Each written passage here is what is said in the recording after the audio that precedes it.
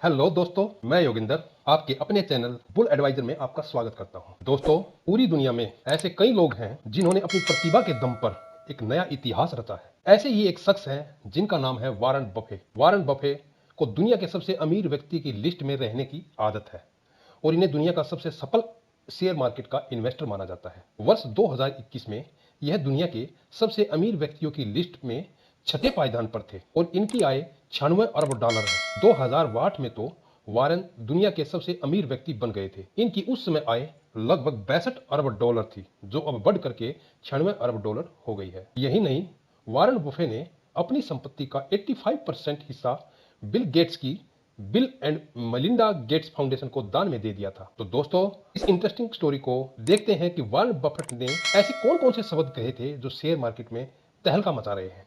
आइए जानते हैं उनके द्वारा कहे गए शब्दों को, जो एक शेयर इन्वेस्टर में जो इन्वेस्ट करता है शेयर मार्केट में उसमें ऊर्जा भर देते हैं। कैसे? सबसे पहली बात वॉरेन बफे ने कही थी, उनका नियम था नियम नंबर 1 है उनका, कभी भी शेयर मार्केट में पैसा मत गवाओ। और नियम नंबर 2 है कि कभी भी नियम नंबर 1 को मत भूलो। दोस्तों, वॉरेन बफेट कहते थे कि कभी भी शेयर मार्केट में पैसा हमें लॉस में अपना शेयर नहीं बेचना चाहिए और नियम नंबर 1 को कभी भी नहीं भूलना चाहिए अगर शेयर मार्केट में सक्सेस होना है तो। दोस्तों, दूसरी बात उन्होंने कही थी, अपनी साख बनाने में 20 साल लग जाते हैं और उसे गंवाने में बस चंद मिनट लगते हैं।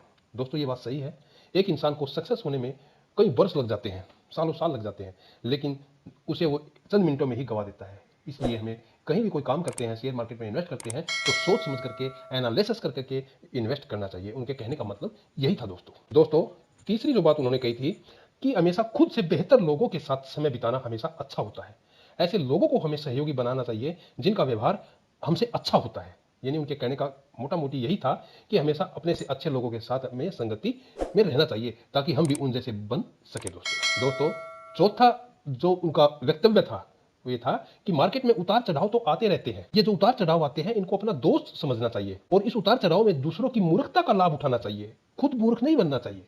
यानी वो कहते थे कि मार्केट में उतार चढ़ाव आते रहते हैं और जब उतार चढ़ाव आते हैं तो बहुत से जो इन्वेस्टर हैं वो जब मार्केट टूटती है तो उसमें शेयर बेच के निकल जाते हैं।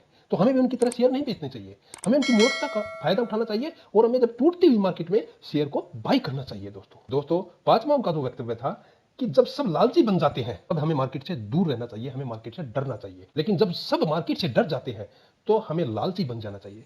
उनके इस वक्तव्य का मतलब होता है कि जब मार्केट ऊपर जा रही होती है, हाई पे हाई बना रही होती है, तो सब लोग बाई कर रहे होते हैं, हमें उस टाइम मार्केट से गैप बना के रहना चाहिए। लेकिन जब मार्केट क्रैश हो रही होती है, टूट रही होती है, सब लोग मार्केट से डरे हुए होते हैं, तो हमें तब मार्केट से प्यार करना चाहिए, अर्थात हमें मार्केट में इन्वेस्ट करना चाहिए। छठा उनका जो वक्तव्य था, मुझे हमेशा से यह यकीन था कि मैं अमीर बनने जा रहा हूं और मैंने कभी भी इस विषय पर एक मिनट के लिए भी शक नहीं किया।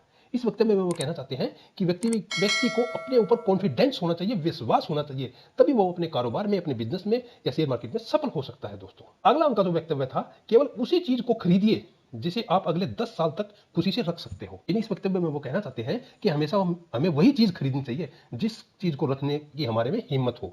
यानी हमें ऐसा नहीं करना चाहिए कि कोई चीज हमने खरीद ली है या कोई शेयर हमने खरीद लिया है और जैसे ही मार्केट टूटती है तो हम सोचते हैं कि हाय हमारा नुकसान हो गया और हम उस शेयर को बेच के निकल जाते हैं। ऐसे शेयर मार्केट में अगर आप इन्वेस्ट करोगे तो आप प्रॉफिट नहीं कमा सकते हैं। यानी हमें कोई भी चीज हम खरीदते हैं तो हमें वो लंबे समय के सोच के हमेशा खरीदनी चाहिए। दोस्तों, अगला तो उनका वक्तव्य था कि एक अच्छी कंपनी को उचित कीमत पर खरीदना एक उचित कंपनी को अच्छी कीमत पर खरीदने से अधिक बेहतर है। इस वक्तव्य में वो कहना चाहते हैं कि एक फंडामेंटली मजबूत कंपनी को अगर हम ऊंचे दाम पर खरीद लेते हैं, ये बढ़िया नहीं है, बल्कि फंडामेंटली मजबूत कंपनी को अगर हम नीचे आए हुए दाम पर, एक उचित फेवरेबल दाम पर अगर हम खरीदेंगे तो ये उससे बढ़िया होता है। यानी हमें नीचे के दाम पर अगर हम बढ़िया कंपनी को खरीद ले तो हमें लॉन्ग टर्म में अच्छा वेल्थ बना करके देंगे। दोस्तों, अगला जो वक्तव्य उन्होंने कहा है कि मैं 7 फुट की दूरी को पार करने की कभी नहीं सोचता, मैं बस 1 फुट की दूरी को देखता हूं जिसे मैं पार कर सकूं। इस वक्तव्य में वो समझाना चाहते हैं कि जितनी हमारे में हिम्मत होती है हमें उतना ही सोचना चाहिए, हमें अपनी हिम्मत से ज्यादा बढ़ के नहीं सोचना चाहिए। अगर हम ऐसा सोचेंगे, यानी हम शेयर मार्केट में जितनी पूंजी हमारे पास है हमें वही शेयर मार्केट में लगानी चाहिए। हमें इधर उधर से उठा करके ब्याज पे लेकर के हमें शेयर मार्केट में अगर हम पैसा लगाएंगे तो वह पैसा हमें हमेशा नुकसान ही देगा। दोस्तों, इसलिए जो पूंजी अपने पास है अगर वो कितने भी लंबे टाइम पड़ी रहे हमें उसकी जरूरत नहीं होती और जब लंबे टाइम के लिए पैसा लगाएंगे तो हमें प्रॉफिट दे के ही जाएगा। दोस्तों, अगला जो वक्तव्य है वो कहते थे कि एकल आय पर कभी निर्भर नहीं रहना चाहिए, दूसरे स्रोत बना के रखना चाहिए जिनमें हम निवेश कर सके। इस वक्तव्य में वो कहना चाहते हैं कि हमें कभी भी एकल आय पर निर्भर नहीं रहना चाहिए, हमें कोशिश करनी चाहिए कि कहीं दूसरी स्रोतों से भी हमें आय प्राप्त हो सके। दोस्तों, अगला उनका वक्तव्य है कि यदि आप उन चीजों को खरीदते हैं जिनकी आपको जरूरत ही नहीं है तो शीघ्र ही आपको उन चीजों को बेचना पड़ेगा।